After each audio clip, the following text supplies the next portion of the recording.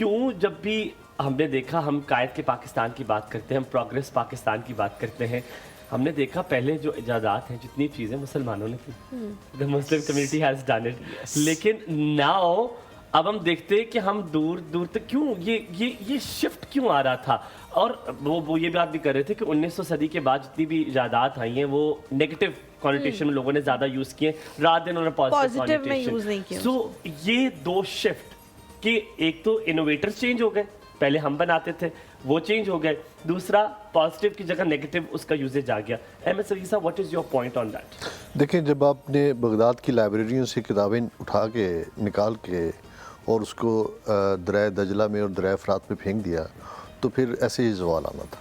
جب آپ نے کتاب کی بجائے باقی چیزوں کو، اپنے اقتدار کو جو ہے وہ اہمیت دی تو پھر لامحالہ جو ہے وہ آپ کی پرائرٹیز چینج ہو جاتی ہیں.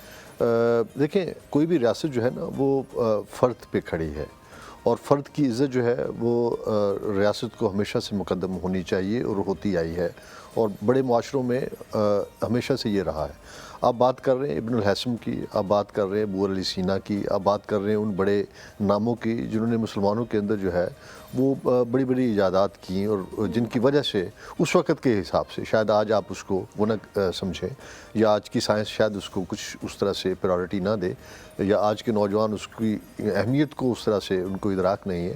لیکن بہرحال وہ بنیاد تھی جس کے اوپر آج پوری کی پوری جو ہے وہ سائنس چل رہی ہے. لیکن اس وقت کی ریاست نے اپنے لوگوں کو بہت زیادہ پرائرٹی دی تھی. آپ ذرا دیکھیے کہ آپ کے ہاں جو ڈیولپمنٹ کا بجٹ ہے وہ کتنا ہے، آپ کے ہاں پی ایچ ڈی کو کتنا زیادہ پرائرٹائز کیا جاتا ہے، اس کو پرائرٹی دی جاتی ہے. آپ کے ہاں جو اچھے علوم ہیں اس کو پڑھنے والے لوگوں کے اندر جو ٹینڈنسی ہے وہ کتنی زیادہ ہے. یہ آپ کو ساری چیزیں دیکھنی پڑیں گی.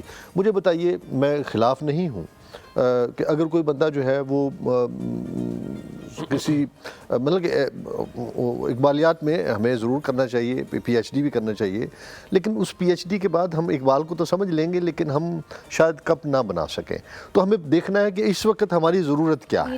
کیا ہمیں آج ان سبجیکٹس کی طرف جانا ہے جو ہمارے سوشل سائنسز ہیں، یا ہمیں ان سبجیکٹس کی طرف جانا ہے جس کی بنیاد پہ ہم کوئی ڈیولپمنٹ جو ہے وہ کر سکتے ہیں.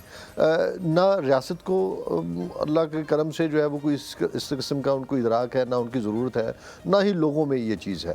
میں حیران ہوتا ہوں کہ لوگ آتے ہیں کہ کس چیز میں ماسٹرز کیا ہوا ہے، جی میں نے فلاں سبجیکٹ میں کیا، کس میں کیا، اور ان کی کوئی ریلیونس نہیں بنتی.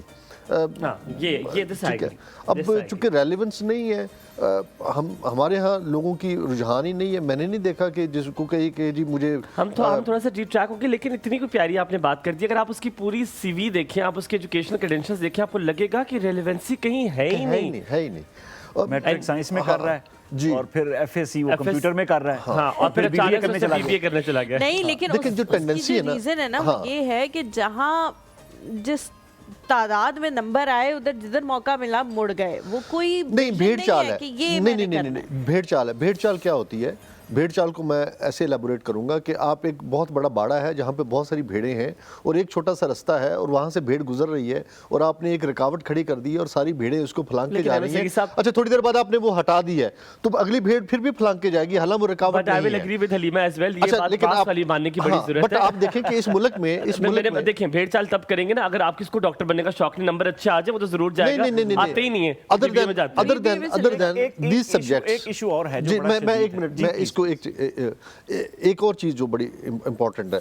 دیکھیں، ہمارے ہاں ایک وقت تھا سب لوگ ایم بی ایس کر رہے تھے. مجھے بتائیں، اپنے اتنے زیادہ ایم بی ایس کر دیے، اتنے زیادہ ایم بی ایس کر دیے کہ ایم بی ایس کی بھرمار ہو گئی. وہ ایک ایم بی اے جو کر کے آتا تھا، آپ کا بینکنگ سیکٹر اس کو اچک لیتا تھا اور اس کو اچھی سیلریز دیتا تھا.